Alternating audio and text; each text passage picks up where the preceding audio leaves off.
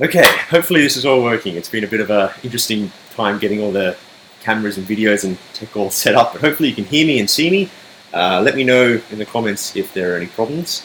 But we'll crack on and hope that it's all working. But welcome to something brand new we're trying. Welcome to the very first episode of Origin Stories. The idea behind Origin Stories is to talk to trickers and hear their origin stories, as is in the name, to hear how they first found tricking, how they started their sport and what their first few years were like and how they got to where they are today. And our very first guest in episode 1 is Matteo from Italy. We've got him on camera at the moment, so we'll bring him in. And again, because this is all new, let us know if you can't hear him, if you can't hear or see me at the same time.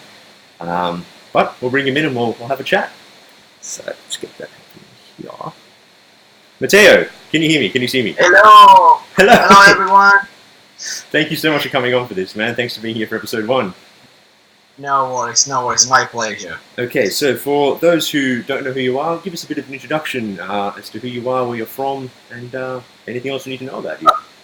Yeah, okay. My name is Matteo, as hopefully lots of trickers know right now, after almost 11 years of tricking right now. Damn, I'm from Italy, and I'm 36 years old. I live in UK right now. I left Italy about 7 years ago, almost 8 years ago now. And the reason why I left Italy is actually quite crazy. I went to England because I wanted to learn how to speak English, because I wanted to go in Australia.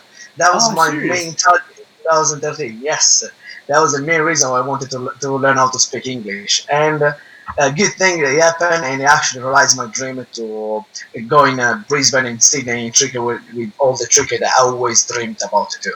Yeah, that's awesome. That's really cool. I had no idea that's why you were learning English. Yeah, that was the main reason why I wanted to learn how to speak English. Because I was like, oh my god, I cannot speak with these guys. If I go to see them, I need to at least be able to speak some word. And luckily now it become like almost my second nature speaking English. Yeah, you never know it. Your English is so natural at the moment. Damn. And how long did you say you've been tricking? 11 years? 11 years right now, and I start tricking I actually have the exact date, which is great. I started drinking the 19th of March 2008. Wow. And the reason why I have a specific date is because I remember my friend, they asked me to come and train with him, and I knew already how to do some flips, but I didn't know exactly what tricking was. And then he asked me, okay, let's go and have a session on the grass. And then that exactly what's happened. At 3 p.m. we go to the grass, he showed me a couple of tricks, and then I just said, oh my god, that's actually a really cool thing. So that's how I start. And so your friend showed you tricking first. That's how you first found out about it. Did you know what tricking was beforehand? Had you done anything like that before, or that was your first? So I started to do breakdance when I was 16 years old. So that was my first introduction to let's call it acrobatic sport, because in the end, in a way, breakdance has its own acrobatic bits. So I wouldn't say acrobatic in the sense of air awareness, but more like a body awareness and power moves and all that required body control. That was my first background. And it was my auntie neighbor at the time from another town that introduced me to breakdance. And he asked me randomly, okay, come and try with me a bit of breakdance. I was 16. I didn't care much about sports at the time. I wanted to play a bit of video games, maybe kick the football if I could. So I was like, oh, okay, I come try just to see how it is. But yeah, and I fall in love for it. And I started to do breakdance quite seriously, basically straight away, because I'm a kind of person that is black and white, in the sense that if I choose to do something, or I commit 100%, or I don't do it at all. Because if do something just for like the sake of doing it, it's like having like a little passion, like, I don't know, collecting coin is a little passion. But do tricking or do breakdance is not a little passion, or it's something that you should do 100%, or you shouldn't do at all. At least that's my own opinion. No, I think I agree. And, I completely agree. Yeah. So when I was 16, from 16 to 24, I was doing breakdance, and unlucky, because of a wrist injury that I had since I started breakdance, I have a scaphoidal, basically the bone of my left wrist is broken since I started to do breakdance. So I cannot do proper touchdown raise or scoot. I have to do with the fingers like this in a couple of words. So I couldn't achieve all the skills that I actually wanted to do in breakdance. And I was, when my friend asked me to come and trick with him, I was in a phase where I was like not really happy about my breakdance, and I was coming to do a bit more flips already in grass. Oh, wow. So showing me what tricking was actually the perfect transaction between what was breakdance at the time and start to flips in a serious way. Okay. So you were doing breakdancing when you were 16. How old were you when Yeah. you started tricking then? 24. 24. Damn, man. 24. It was actually I was actually a month before to get 25. So you must see all these people who write online, am I too old to start? I'm 19. And you're like, damn, I started when I was 24. I wish I was 19 when I started. Wow, that's really inspiring, actually. Almost, so you can start whenever, really. Yeah, you don't need to. Yeah, yeah, you no, need to start young. Yeah, like, to be honest, I believe in probably because I'm 36 years old now. I really don't see the limits of what my body can do. The only limit that I see is how much time I would be alive in the earth to actually be able to achieve everything I want. That's more my limit than actual real limit of what my body can do. I mean, my recent result was landing almost. I was a tiny bit short on a quadruple twist, and I remember when I started tricking, I was already happy to thinking, oh, I might be able to do a double twist or a double backflip.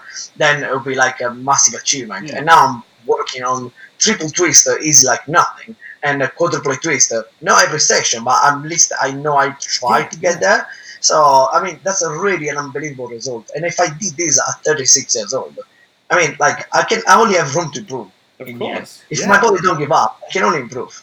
Yeah, that's incredible. That must be so inspiring for anyone who's thinking like, should I start? Is it too late? Now that's wonderful to hear. That gives me hope as well because I'm slightly older as well.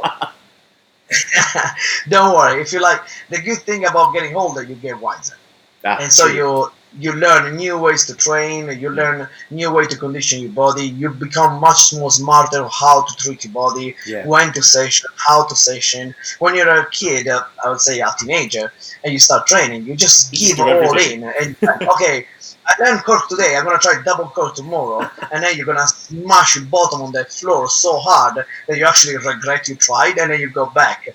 When you're my age, then you actually realize I don't want to land on my bottom so many times. I want to try to first drill a bit, get there step by step, and then you start to get used to it.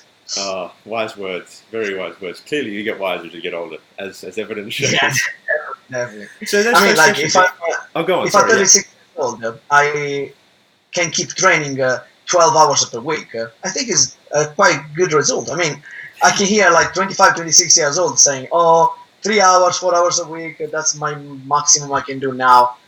That's my warm up. 3 hours a week. Too much. You're on another level, man. That's awesome. So let's go back to your first sessions then. So you've been doing breakdancing. Your friend then said, what about tricking? You were limited by the scaphoid injury in your wrist. So you could do some flips, could you? You could do some things already when you went to that first grass session. What was your skill level at? So basically, when I started to do tricking, I was already capable to do run of backflip, run of back handspring. I could do a sort of beat twist. Okay. And I was a bit of a mix between a parafuso and a double leg at the time. I don't even remember how I was attempting, but because I wanted to add some flips on my breakdance skills, so I wanted to learn how to flip, so I could improve what was like my introduction on top rocks and power moves. So, like for example, for me, a butterfly twist was a really cool momentum to get into a windmill. So I was like, oh, I can use that. And then I randomly learned a couple of tricks without knowing what exactly it was, because I remember B-twist was the people from Wushu that were doing it, and Raiz was the guys from Capoeira, and Gainer as well. So I was like, they call it Folia Seca at the time. So I was like, okay, I want to learn these couple of tricks and I want to apply them to my breakdance skills, which was basically what introduced me to tricking. And what happened? My friend that saw my training when I was 23, I discovered my first gymnastic floor. I didn't even know there is a spring floor existed. I thought, like, for me, it was like grass, concrete. That was like the floors, like sand, because we have a lot of beach in Sardinia. So I was like, okay, that's the floor that you used to. And then I had a friend that was doing breakdance. His sister was the Sardinian champion of gymnastics, the gymnastics Sardinian champion. So he told me, oh, so if you want to train on the gym, like there is this girl, she can bring you in the gym. There is a course for adults. I was 23 at the time, and I was not doing tricking yet. But there, I met a couple of people that were starting to do tricking. But I saw them doing a couple of kicks, but they were so rubbish. I thought, what the hell they're doing, these guys? But it was the beginning, so I wouldn't even blame them. They were just the level. So I was just interested to do like backflips and maybe double backflips and full twist, something that I could bring that would be impressive rather than a 540. 540 for a breaker is nothing. It's like, what's that? You're just jumping over your leg. But for a tricker, 540 done well, it actually makes sense. Growing up, starting tricking, I actually understood what it was. But anyway, when I met these guys, they brought me to train on the grass. I remember he just showed me how to do some transition, like between hook and raise and all this kind of movement. And I remember my first combo was hook, raise, and a sort of parafuso. That when I look at it now, it's like that doesn't even make sense, that link, because it doesn't look a full, it doesn't look a double leg. Hook, raise into a parafuso. I was like, okay, that's a bit weird, but that was what I tried. And I remember creative from the very beginning. See, inventing transitions. Yeah, I was already starting. And I remember like when I wanted to actually improve the raise, I was getting so much like momentum into it that I actually started to do B-twist instead of raise. Whoa. Which is, so B-twist instead of raise, it doesn't make any sense. But when you're starting, you're just drawing yourself literally, because you need to understand what the body is capable to do. I remember trying that. It was fun. It was fun because it was something different, and I actually felt a sense of accomplishment when I finished my session, because compared to when I was doing breakdance, because of the wrist, I was ending up my session where I was frustrated and in pain for the wrist. I actually ended up my session feeling happy, and this, the euphoric feeling that when you actually did something good for yourself. So that was my transition from breakdance to tricking. It was a bit slower. I was like not straight away into it, but like from that day, I actually started to train 3 times a week tricking together with my breakdance skills, and then slowly I started to get rid of breakdance. And to be honest, I think it was the best choice I did in my life. Not only because I felt happier when I started to do tricking, but because I accomplished things that people I'm quite recognized all around the tricking world, and that's like always good to be appreciated for what you achieved. Doesn't matter what you did. If you feel appreciated, you feel good about yourself. That's how it works in life. Well, no, I know that. I mean, I definitely appreciate what you do as well. Every time I'm at a session and I think, oh, I'm old, I'm tired, I think, what would Matteo do? He's older than me and he's going harder than me. I need to keep up. No, that's good then, man. So that was your first few sessions was around that. Those days. What was, does that mean if your background was in flips and breakdancing, did you find kicks more difficult? What did you find easier or harder in your first year or so of tricking? Okay, so when I started tricking, I remember the first 2 months. The moment I felt there was a real tricker is when I learned my first cork. I think the first cork is something that is the first trick that you actually think, oh, this is the real trick. Everyone wanted to cork at the time, especially in 2008. Everyone wanted to do corks. It was the mainstream trick. Still is after 11 years. People still do corks because it's such a cool feeling trick as well as cool looking trick. So that was my first real trick that felt it was something that I achieved. How long did it take you to get to be honest, when my struggles on the beginning, kicks. Because I was doing breakdance, my stretching, my static stretching is still crap. Like honest 100%, it's not really good yet. But my dynamic stretching, it got really well. Oh, nice. And because I was doing flares and air flares and windmills, my legs was able to open without too much effort, because I could control the muscles much easier when I was actually jumping. So I remember I learned 540, cheat 7, maybe not the best one, but I learned backside 9, all in basically one session. So all the basic skills, they were actually quite easy for me. But going forward, funny enough, the most trouble for me was twisting. That's the reason why I put so much effort on my twist. Everyone think that I was good on twisting because I was doing breakdance, but it was actually the opposite. Because everything you do on the floor is not easily transported upside down. Because one thing is like you're with your head up, one thing is when your head down. And compared to, for example, let's say Phil Gibbs. Phil Gibbs is a natural twister. Like I believe there is people that are natural in twisting, like Jose, Tiki, Phil, my friend Matteo Rigoni. Like they're all natural twister. For them, twisting is just a second nature. For me, I need to know every single muscle is moving inside my twisting. So it didn't happen. Like, okay, try a double twist and it's gonna happen. I had to actually struggle bit by bit, quarter per quarter, to get every single part of twist out of it.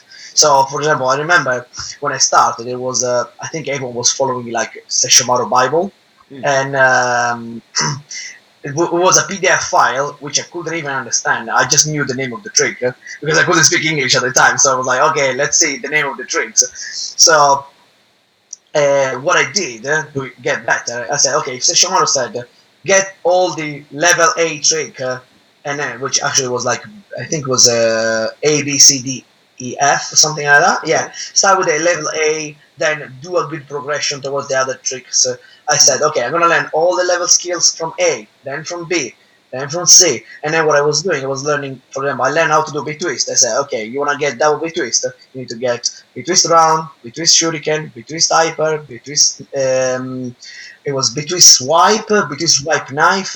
There was so many little variation, and that actually brought me to learn my first double. Getting all the variation first, then the double twist. And that's what actually I try to progress as well in when I do triples and quadruples. I try to get a bit of variation first. So getting for a triple cork, for example, I remember before learning to my first triple cork, I get double cork round, double cork double leg, double cork hyper, and all the variation like cork snapu, cork double leg twist, cork shuriken twist. I master basically almost all of them. Then the triple cork just came more natural because my body knew exactly how to at least fail. It was so used to the movement, so used to every part of that movement. Wow, that's really interesting. Exactly. So you know where you were in the air rather than just throw it and hope for the best. Nice. Okay, so you had background in flips. Kicks weren't too difficult. Twists you were putting a lot of time into to practice because they were more difficult. How long did it take you to then go to your first tricking gathering? And what was your first tricking gathering after that? Okay, funny enough, because my first tricking gathering was in I started tricking in March 2018. My first gathering in 2008. Italy was September 2008. Sorry, 2008. Yeah. So basically, I got straight away into gathering because I was lucky enough that I met tricking in Sardinia, which they had a bit of contact with other trickers in Italy. Okay. So they said to us, okay, there is this gathering. Guys, come along, come and try. And I remember it was a really fun experience, but it was too, let's call it, friendly domestic, in the meaning that there were two, I need to say a negative note to Italian tricker. Italian tricker, they are too basics. They are happy to have their own 540, cheat 7, full twist, and or G9 or some bit like between Spanish 9, some things, and they're happy on that. Maybe a double full if they can, and that makes me extremely sad because the world level is so much more advanced. So my first gathering was a good experience for what concerned my tricking career, but at the same time I wanted more. So I will consider my first real gathering Orleans 2010. It was the first Tricadelphia. It was the first Tricadelphia Euro trip organized by Vince Johnson. And basically I said to one, at the time, none of my tricker friends, they wanted to travel because they were, some of them, they were students, they couldn't afford to pay a trip.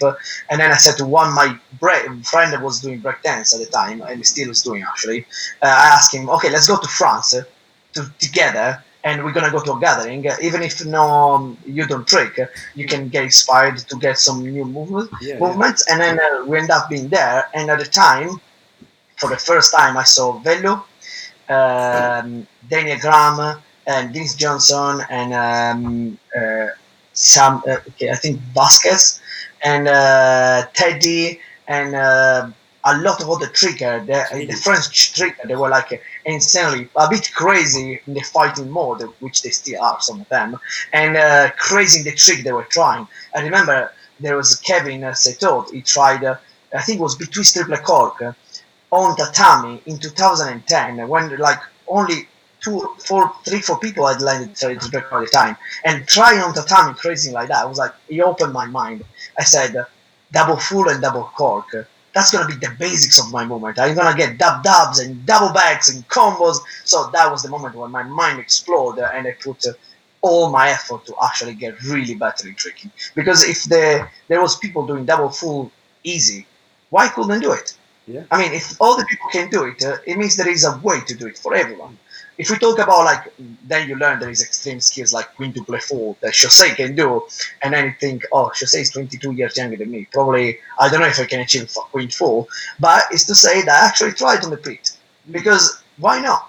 You went in Beckton, so you saw the tumble track that goes into pit. I try quintuple full over there because nothing stopped me to try. Exactly. I did 4.5, and it was more than a good sense of accomplishment for me. So that was great. No, that's awesome. Gee, so it sounds like your first gathering had a pretty big effect on you then. Yeah, very inspiring. Yeah, definitely. All my friends, they said to me, after you come back from France, you have different eyes. You train a different way. And it was true. They say, like, I was starving of tricking. I was trying every single trick, like over and over and over and over and over. The gym we were training at the time was crap. It was so bad. And I still was going hard as fuck. Nice, man. That's really cool. So that was the first gathering. What? When did you make your first sampler? How long did it take you for your first sampler? What was your first sampler? I did my first sampler after my first year of tricking. Okay. I did a couple of teasers first, but it was just like to have some video putting on YouTube, because YouTube was not as mainstream as now. Like, for example, right now you can find 100 hours of video uploaded every hour. While at the time it was a rare occasion to put a video on YouTube. So I waited for a whole year collecting the best clips I could to release my 1 year sampler and to see my whole progression. And it was actually cool to see that you get like a bit of it didn't get too many views, but the people that actually watched it gave me a really good comment, because they said, that's only 1 year of tricking, that looks insane. Yeah. So it was a really, really cool feeling to say, oh my god, I'm actually improving for real if people recognize the skills. So it was cool. It was fun. That's awesome. That's really cool. So when you were in this first year of tricking, your sampler, first gatherings, everything happened in this 1 year.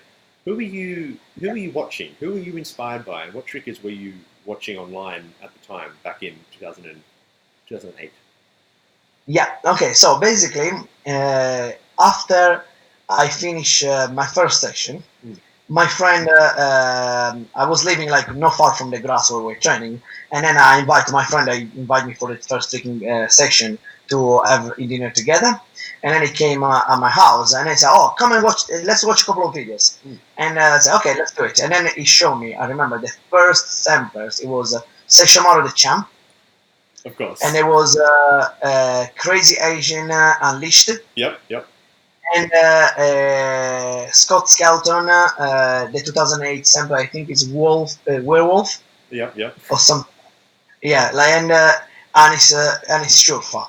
The person that impressed me the most were Crazy Asian, Seixamaro, and Scotty. Anis, I was like, at the time I was doing breakdance and power moves, so the kicks didn't impress me at the time. I learned later how difficult they could be. But I remember Crazy Asian was the one that actually inspired me the most, because I see, oh my god, this guy is not only doing art tricks, but he's actually having fun. You could see he was smiling and laughing and training with his friend and doing all these crazy tricks, concrete, grass, gym. He didn't care about anything. He just wanted to flip, and that was insane. Like, unlucky when I went to the States 2 years ago, I couldn't meet him because he couldn't commit it for the gathering I went in New York, because I would have just say thank you to him, like nothing else, just thank you to have give me that good introduction. And then the sample that impressed me the most ever was just 1 minute and a half, and it was the sampler where Scotty in 2009 in the 2009 ATG is wrong his first triple full. That was like, I remember when I watched that video, it got so impressed in my brain that I was like, oh my god, people are swinging triple full. How crazy is that? And it got like, I still have actually the shivers to think about it, because it was such a good feeling to think how incredible the body could do. And I just got magnetized by that. Wow. Wow, that's really cool. You had such a royalty samplers, the first ones you watched. That's incredible, like the first lineup you had. Yeah, exactly. Like, I mean, it was exactly the beginning of the sampler. I mean, like, not even Michael Gatti was known at the time, because Michael Gatti was still training in his little gym. It was just like all these people, they were like more or less my age, trying to push this new style. Like, I didn't even watch Steve Terrada in the beginning. I just watched him later, knowing they was one of the pioneers. Because for me, the way Steve Terrada was training, it was definitely insane. It created so much, but it was a bit too much of an artist. And at the time, I was like, I was not impressed. I was not connected. Yeah, of course. And now I appreciate much more what martial arts mean for Tricker. But like at the time, I was like, I'm doing breakdance. I want to see people spinning, not people doing kicks at the time. So I mean, everyone has his own background, so I guess it makes sense at the time. Nice. Okay, last question for you.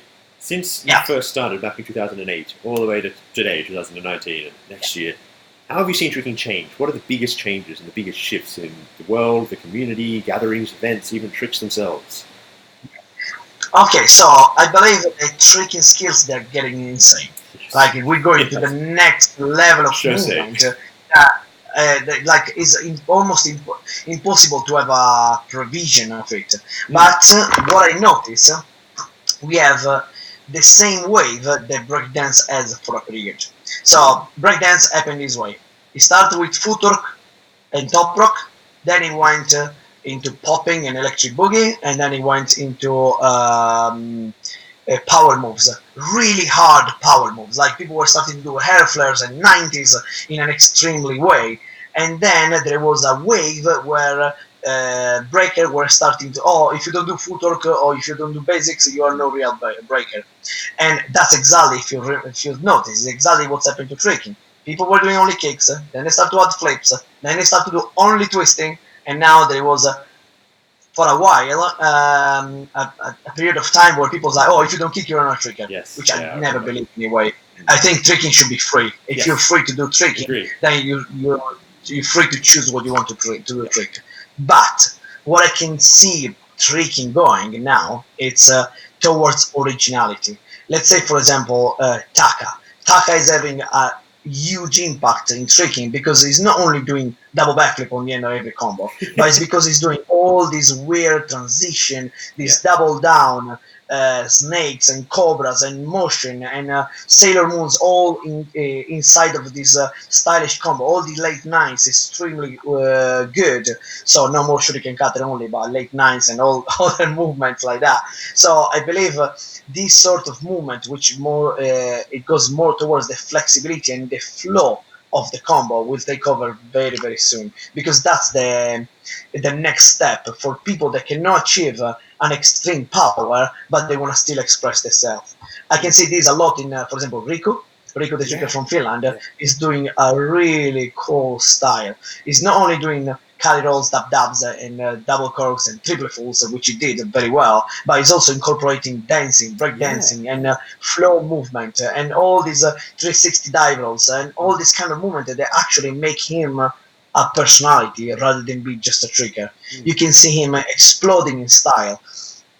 And all the OCs, like someone else, you can always tell it's him every single time. So I believe this is gonna be. I mean, if you notice, the most powerful tricker in the world right now, like Johan is definitely the most powerful, but Jose is like right now is probably the strongest in the world, and he's still playing with movements like frappe and popcorns and what's the name of the other? It was frappe popcorn, and the other one they did, which was the from the Gainer. But they no pancake, but it's a French macaron. Macaron. Okay. Oh, okay. Yeah, I guess like I think that is the revolution of tricking, because we're exploring axes that no other discipline explore. Because gymnastic is 2 axes. Yeah. Breakdance is on the floor, it's a rotation. But tricking is getting like not an hashtag, but like an asterisk. Like every single axis work. Every single Seriously. one. Yeah, right? Like you have every single axis in tricking. And you can variate a combo in every single axis in this way, and that will be the future of tricking. For what concern gatherings and how tricking is going, like we had like a little talk earlier, I think people that start tricking 10 to 12 years ago or 8 years ago, they enjoyed much more what was the community in gatherings. Right now, I believe there is a bit too much towards the battle, which create professionalism in tricking, but at the same time they are missing a huge part of fun. They're gonna miss what I was tricking and having fun.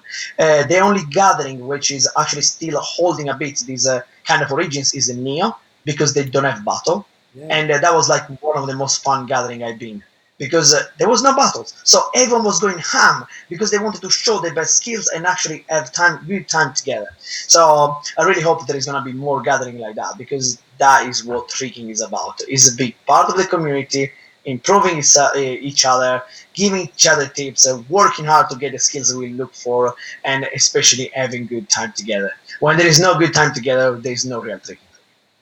Perfect. I love it. Such wise words, Matteo. Absolutely love it. Thank you. Well, I think that's pretty much everything we were going to talk about. How do people find you online? Do they just search your name on YouTube? Is that or Instagram? Where should people follow you? You can find, if they look for Matteo_SSJ2 in Instagram. Cool. And my YouTube account is on and off, because it's actually hard to get views in YouTube. Much more active in Facebook and Instagram, because it's much more immediate. So I guess if you want to see my last results, definitely Instagram is the way to go. Okay, well, I'll put a link in the description as well. So everyone watching, go follow Matteo. He posts insane stuff all the time. But thank you so much for being on this, man. Really appreciate you coming on for episode 1. It was really good to hear your origin and where you came from and how you got to where you are today. Thank you. Okay, perfect. Thank you very much. And hi to everyone. I hope you enjoy the video with us. Awesome. Thanks, Matteo. I'll bring it back here. No worries. So let me know what you think of this new video series, everyone watching. What you think it works, what you liked. Leave some comments as well with who you think we should get on next. And everything in the description for links to Matteo, links to me, links to Invincible Tricking. If you want to check out more blog posts, more videos, the podcast we have, the Invincible clothing, it's all available on the website and the link in the description. And I will see you in the next video. Thank you very much for watching.